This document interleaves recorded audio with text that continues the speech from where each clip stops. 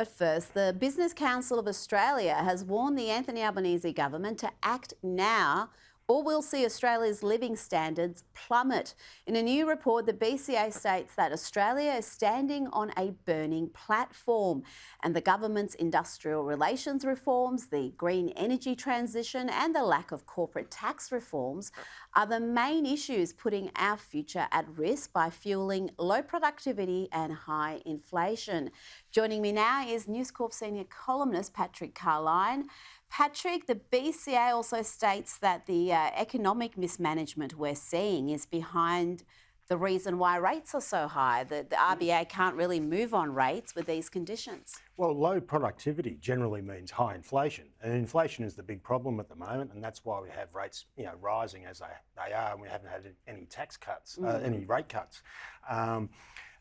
Look, it's saying basically the corporate tax rate is too high. You've got Donald Trump coming in promising lower corporate tax rates in America. That's going to have a bearing. It's saying the unions are too strong. I mean, it's always a balancing act between employers and unions. Yep. They're saying they've got too strong under Labor and their reforms. And IR policies are just making Australia uncompetitive. They're making Australia sound like Victoria, as we well know. Well, yeah, Victoria's a warning of what could happen. So that is all you need to know. And you're right, Donald Trump's not only going to be looking at the corporate tax rate, but cutting regulations is a top priority. Yes. And also energy security, low energy costs, that helps manufacturing in that country. So, yeah, we need to really get moving.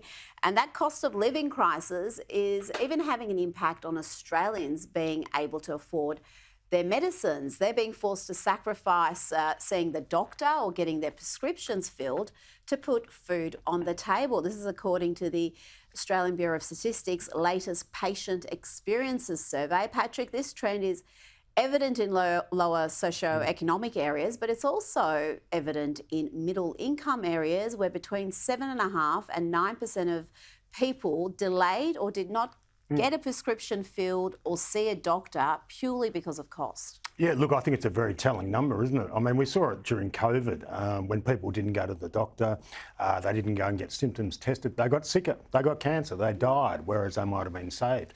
And this is terrifying. People are basically making the choice, well, I don't want to do what's best for me and my body and my family because I can't afford it. I think it's a very telling statistic that it goes a long way to sort of explaining where Australians are. And I think if you look at that in the middle income areas and you're going, oh, well, it's 7.5% to 9%, it's not that much. That's plenty. That is hundreds of thousands of people potentially. That is a worrying figure, and it's going in the wrong direction.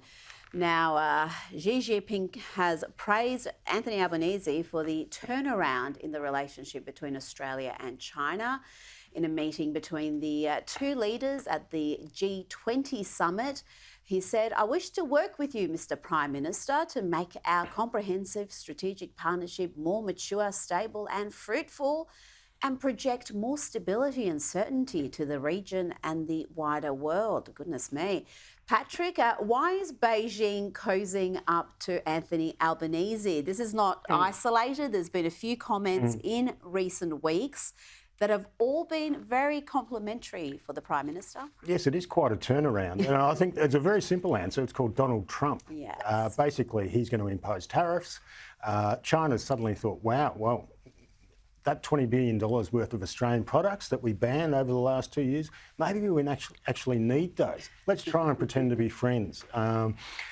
Look, you've got all these human rights issues. You've got Taiwan. You've got the sabre rattling that goes on and on.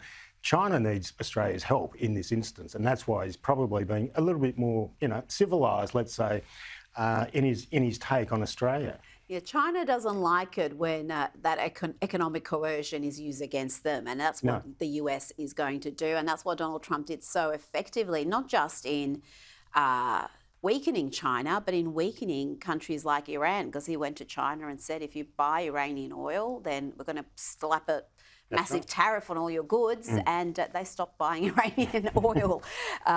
So it's going to be just a fascinating 4 years to see how things are done, because it's going to be markedly different to even what we saw between 2016 and 2020, I think. I think he's learned from that time.